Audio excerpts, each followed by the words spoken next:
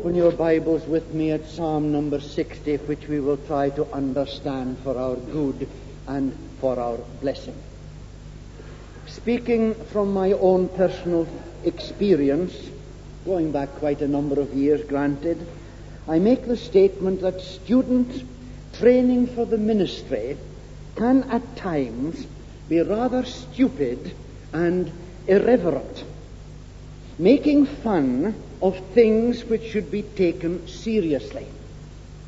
And I can well remember in a class at Christ College, Divinity College in Aberdeen, joking about Psalm number 60 and having great fun amongst ourselves as we try to imagine the reaction that there would be from a congregation if some Sunday morning we said at the appropriate point, "My text this morning is Psalm number 60, verse 8.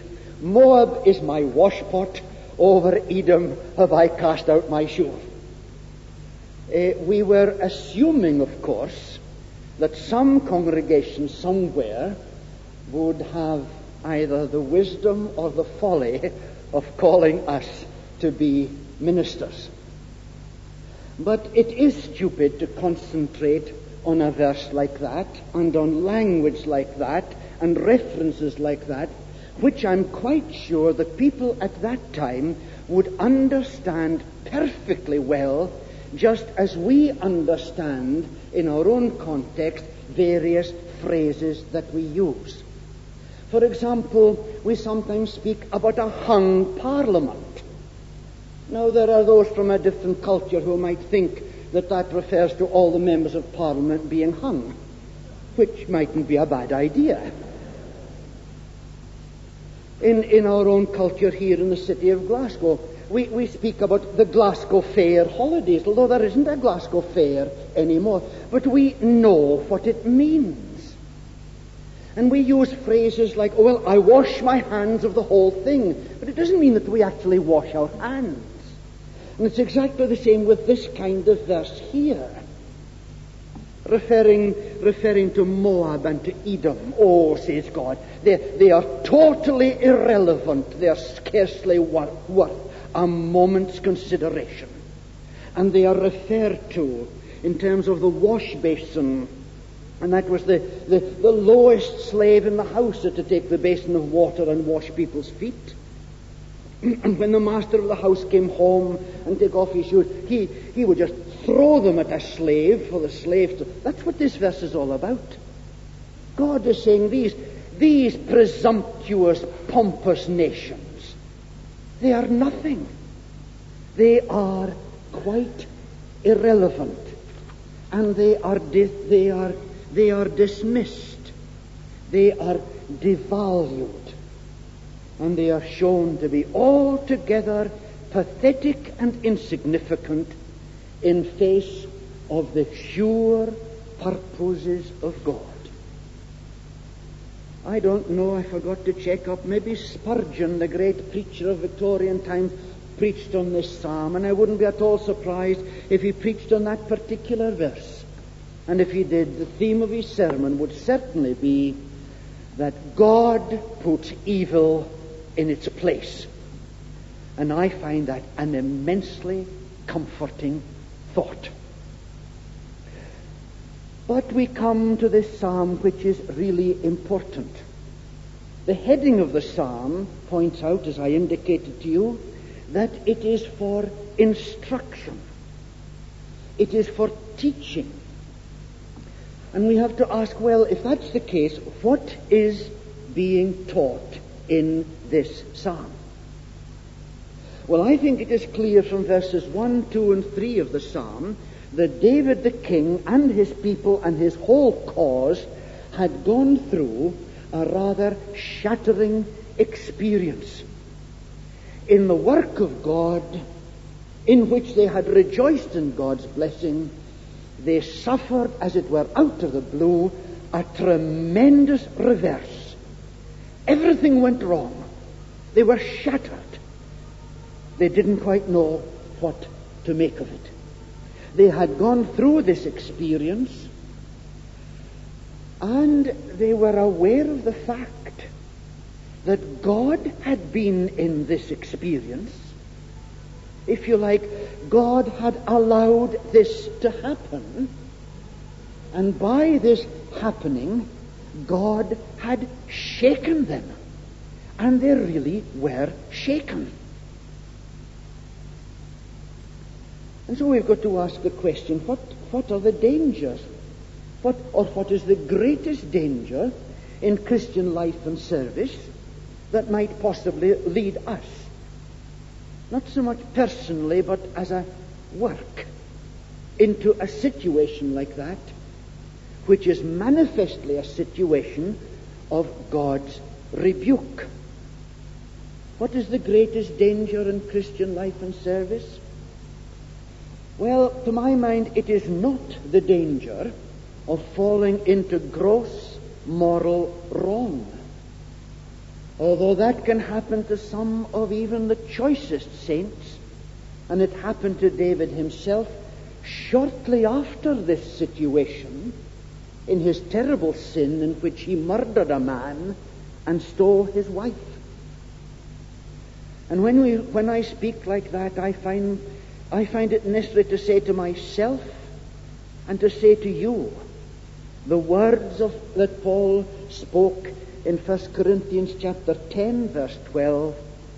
Let him who thinks he stands take heed lest he fall. Don't ever assume or presume that you are past that kind of danger.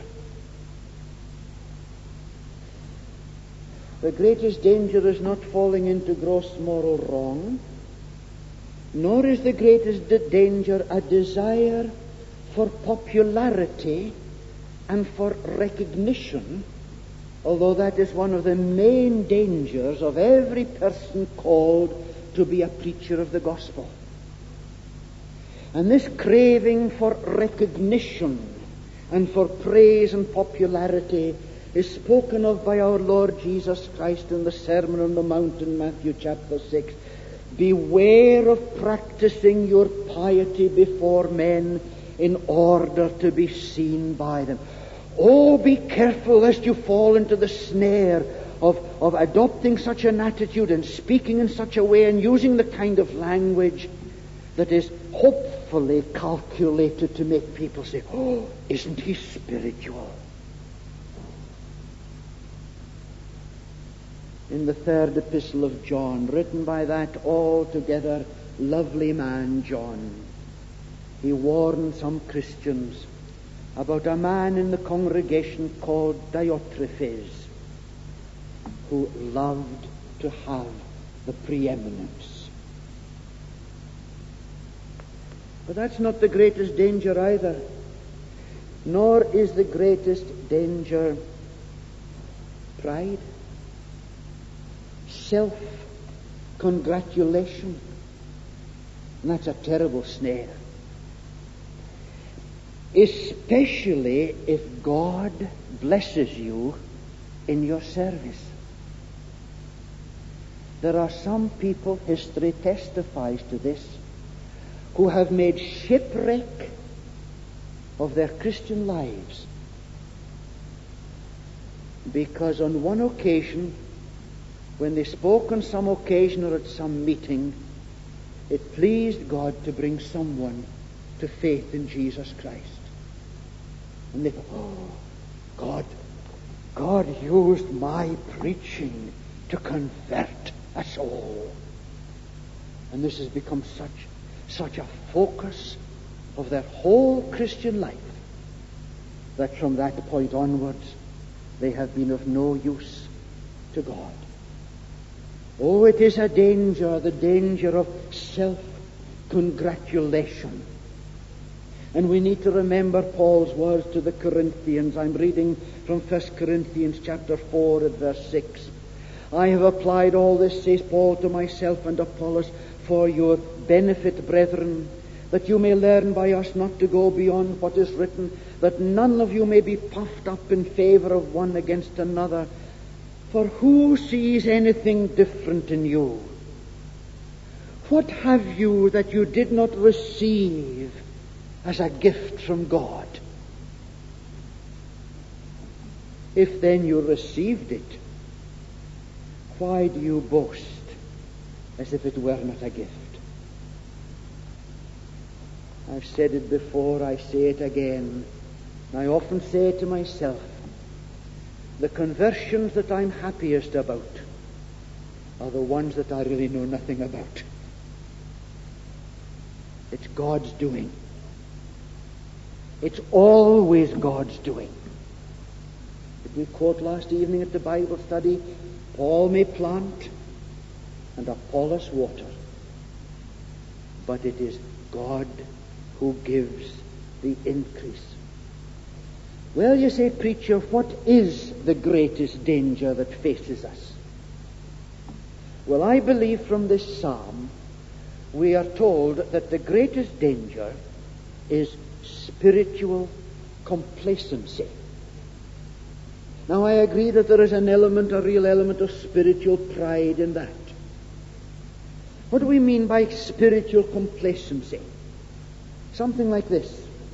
Our attitude is, well, I've been a Christian a long time now, and I've sat under good biblical ministry a long time, and I've learned a lot about the Bible. I feel I've grown quite a bit. Spiritually now, I'm not a novice. I'm stable.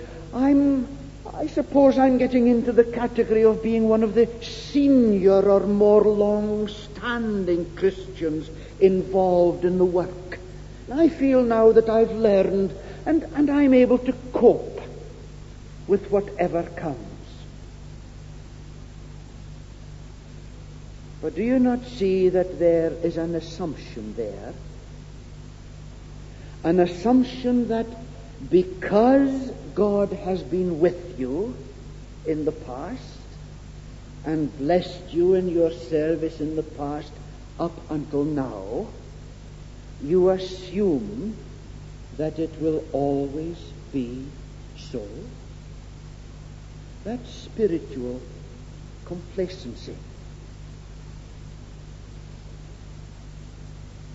Let me remind many of you who are not able to be at the prayer meeting that very seldom does a Saturday go past without there being expressed in prayer, as by the minister or by the elders or by any taking part in prayer, expressed the prayer that God will be pleased to be with us on the coming day.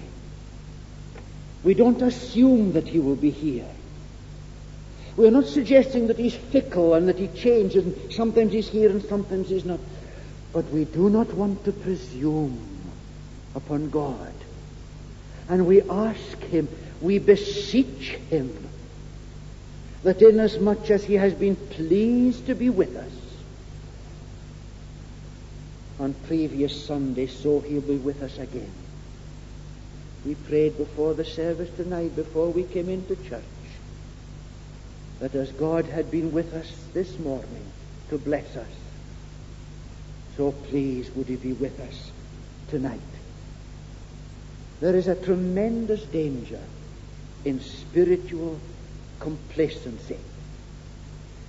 One of the classic examples of that, of course, is the story of Samuel in the book of Judges, chapter 16. Now, Samuel was a great character, humanly speaking, and an even greater character spiritually speaking, because God the Lord had laid hold upon him for service, and he was a man who had been greatly used by God, but he became complacent. He started to give himself liberties that he had no right to give himself in the practical business of daily living and moral rectitude. And there came a time when he faced great danger. And he said, I will arise, I will go out as I've done before, and I'll fight the battles of the Lord. And he did not know that God was no longer with him. His spiritual complacency had cost him the presence of God and the unction of God upon his life and service. Another example is from the beginning of the book of Joshua.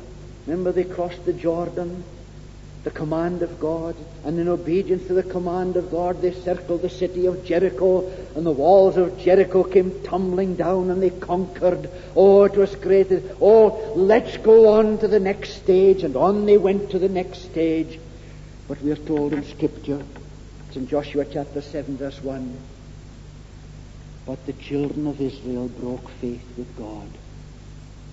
It was nothing very obvious. Very few people knew about it. It was secret sin. And when they came to the city of Ai, oh, well, they'd conquered Jericho, let's do it again. And they were put to flight.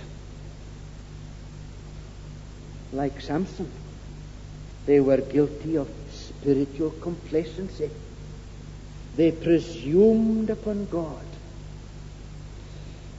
Oh, you say, we don't think we would do that. Put it in different language.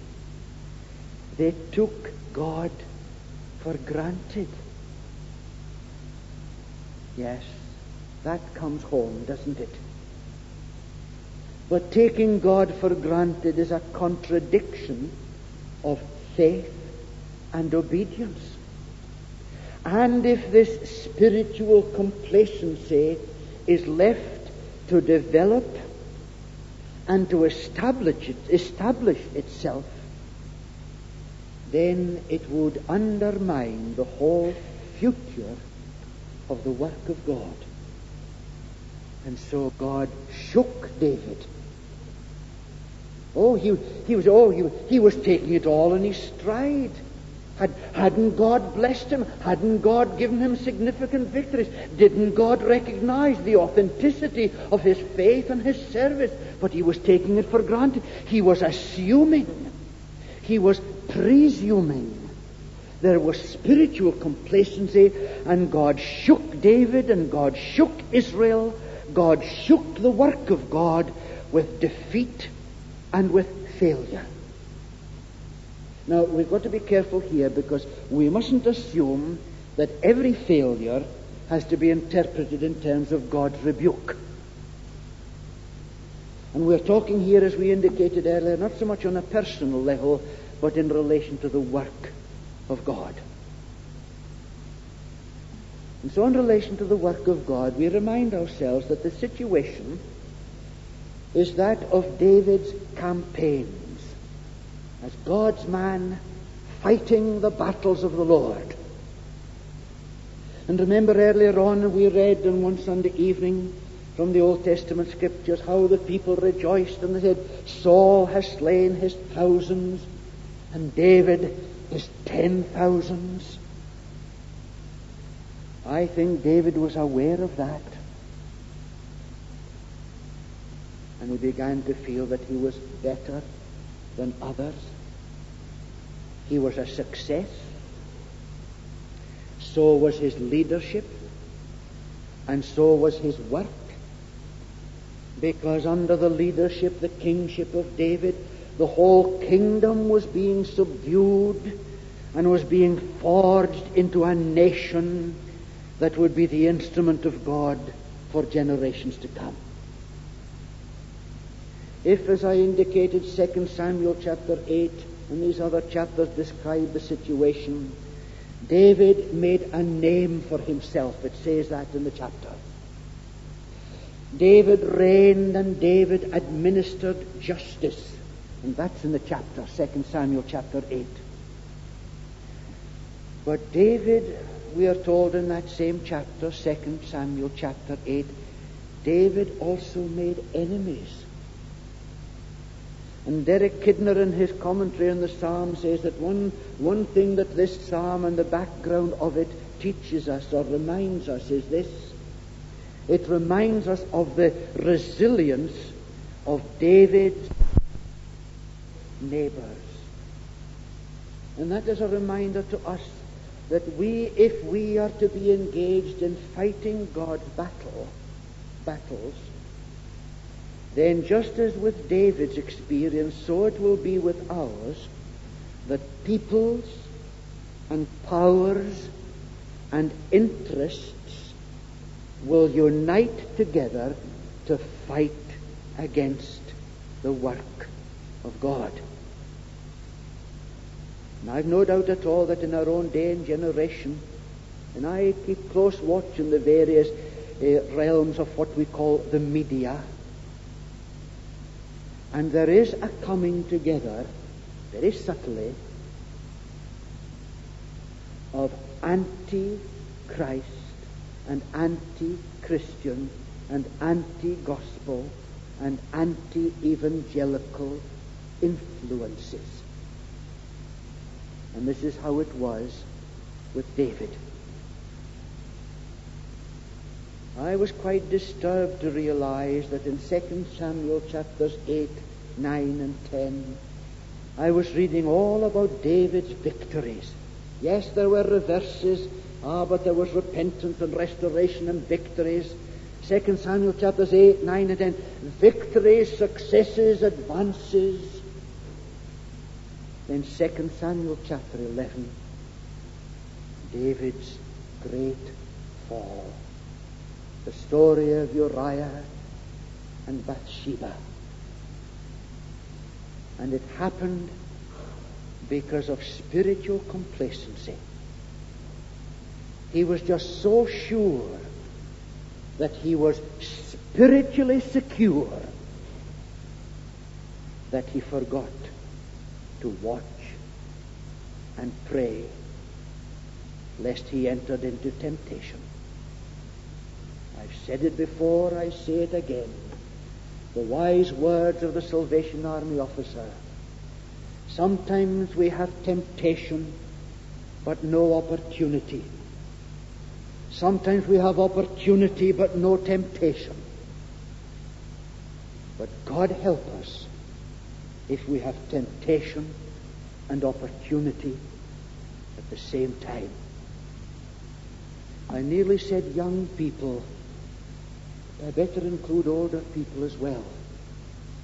Watch and pray, lest you enter into temptation.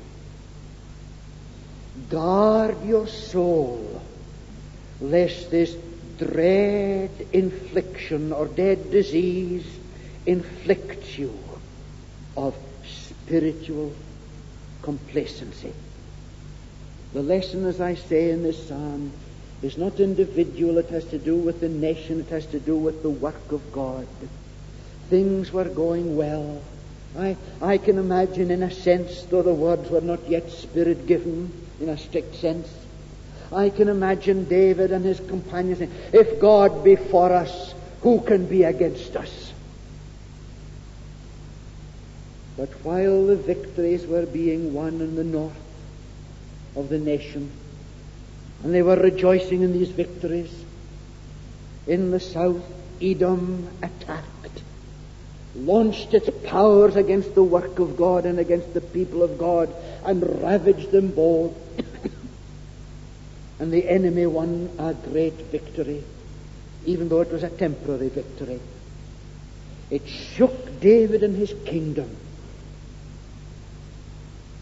and it brought David and his people to their senses. I can remember being deeply moved by a very buoyant character of a minister. One of these very bouncy, bounding kind of characters. Sometimes used to envy him, his enthusiasm and his buoyancy. And how he testified at our ministers' conference on one occasion that God had to put him flat on his back in hospital. And God said, now will you listen to me? I honor the man for speaking like that amongst his fellow ministers. This is what happened to David. David had become complacent. He was sound in doctrine. Yes, he stood firm. Yes, he had his priorities right. Yes, the hand of God was upon him. But he became complacent. And that complacency on the part of the leader spread to the people and to the work. until God had no option but to shake them to the core, to bring them to their senses.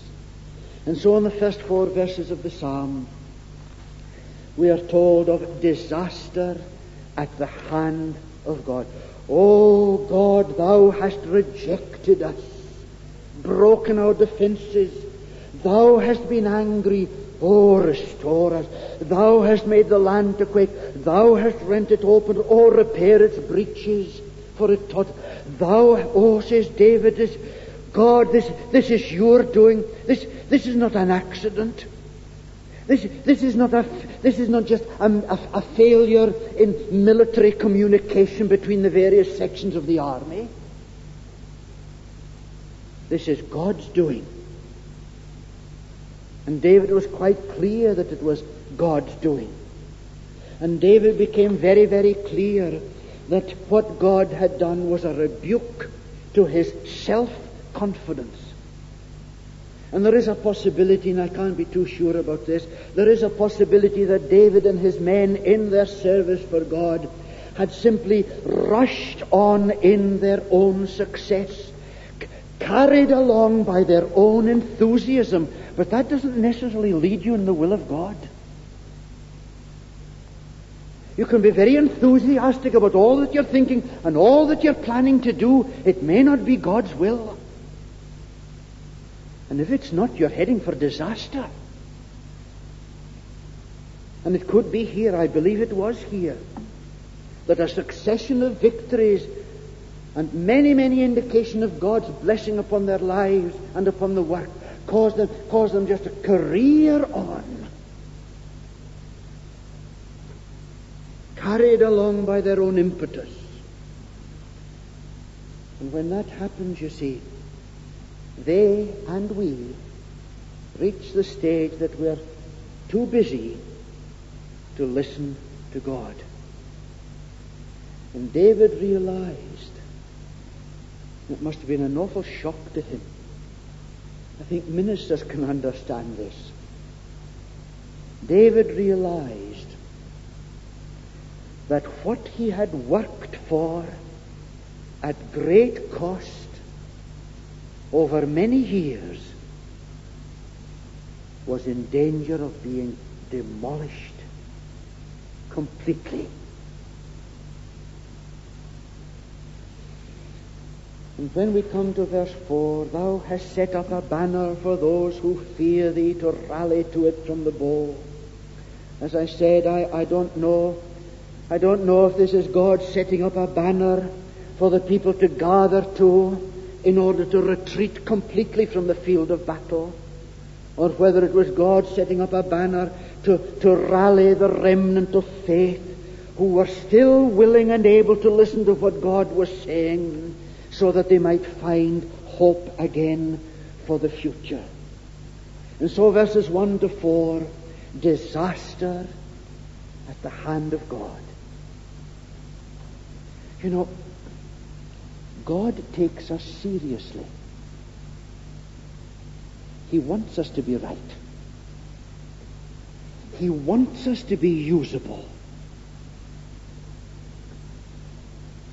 And when God sees that for various reasons, often spiritual complacency, that we are in danger of not only hindering but demolishing our usefulness, God simply says, I can't let them do that. And He shakes us to our very foundations. Then when we go on to verses 5 to 8, we have what I seem to think or seem to find is assurance in God.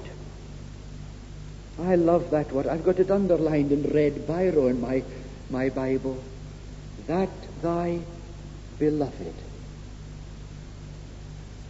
David recognizes, you see, that he is loved by God. And this is something we forget to remind ourselves about. Behold, what manner of love the Father has bestowed upon us. We read it this morning as we gathered at the Lord's table. God commended his love toward us, in that while we were yet sinners, Christ died for us. And so David, as it were, speaks to God and seeks and finds assurance in God. And he says, that thy beloved may be delivered. Give victory by thy right hand. And that's, oh, God, says David, we're in a real mess and we deserve to be. And only you can get us out of it. It is as if David is saying, oh God, I know you love me, but if I'm going to have a future in your service, you'll have to rescue me and set me right.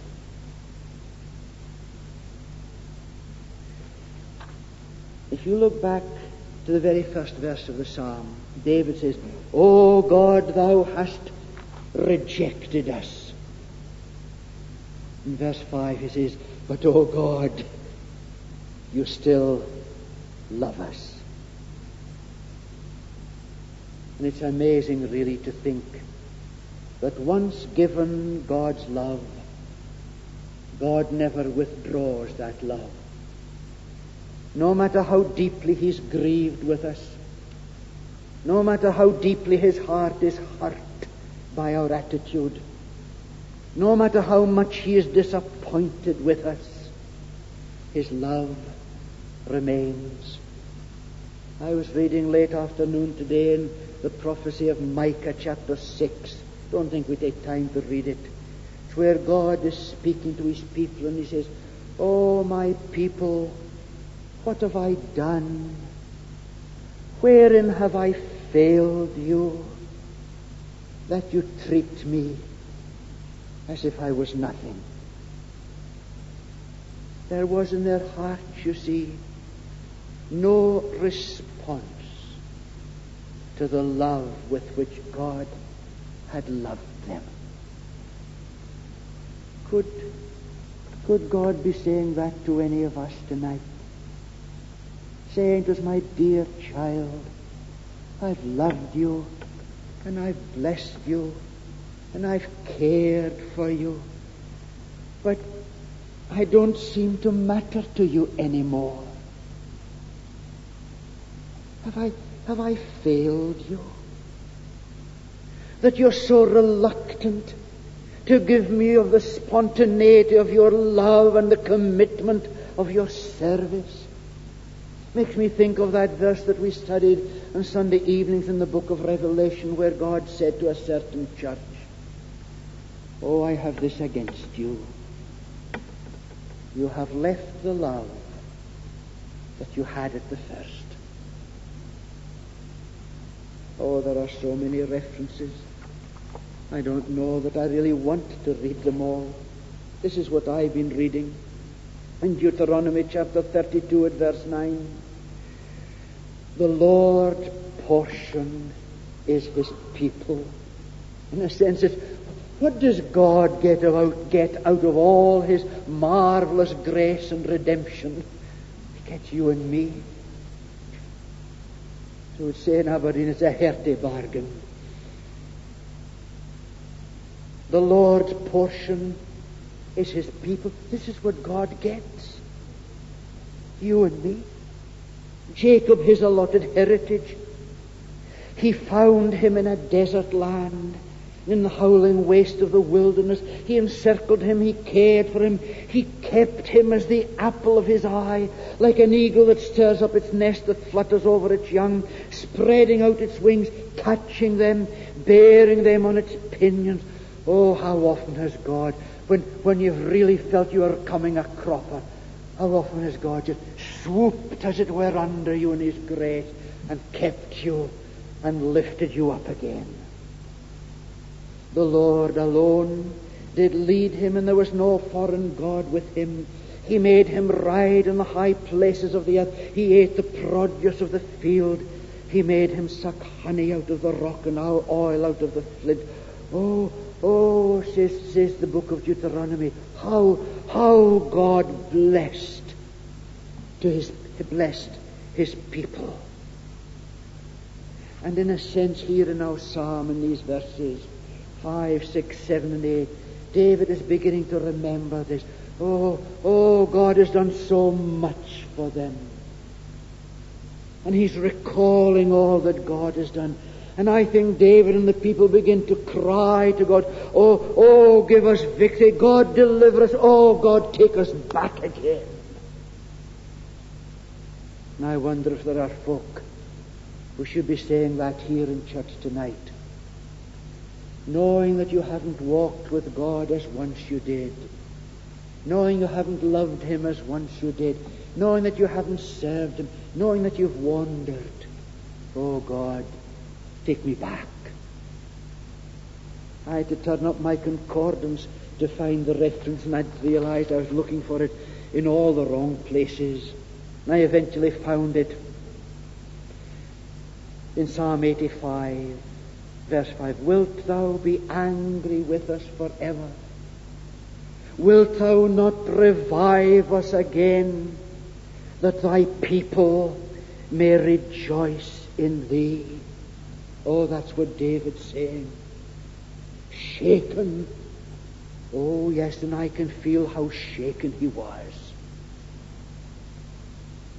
Wilt thou not revive us again? Oh, you say, preacher, he's done it before. Aye, he's done it before with me. Not once, but more than once. Wilt thou not revive us again? Oh, dear God, says David, take us back and give our service back to us. In verses 6, 7, and 8, God speaks. And God is glad to speak because, you see, his people are now listening. And God speaks. And he really, and all the different territories of the promised land are really spoken about, although not all are named. And God said, look, all is mine. With says God, my heart is full of enthusiasm. With exaltation I will divide up Shechem and portion out the vale of Succoth. Gilead is mine, and I'll give that to you. Manasseh is mine, I'll give that to you. Ephraim is my helmet, I'll give that to you. Judah is my scepter, and with Judah in my hand I will further my purposes, and my kingly rule will come to pass. And David, I think, and his men are still aware of the evil powers that are against them. Oh, says God, all is mine, and I will give it to you. Where does it say in Corinthians? Paul speaking to the Christians, all things are yours. You are Christ's, and Christ is God's. That's what the psalmist is really on about here. God is saying that to them. What about the enemies, Moab and Edom and the Philistines? God shouts his victory over them. And Moab is reduced to the lowest servant to get the bowl of water and wash the victor's feet.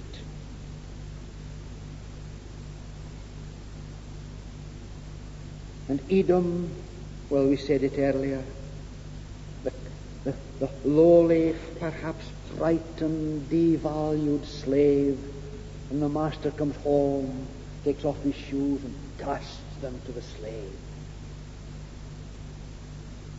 No, God is not a tyrant. God is not a despiser of humanity. God's not a class distinction man. There is no distinctions with God. But he looks at evil.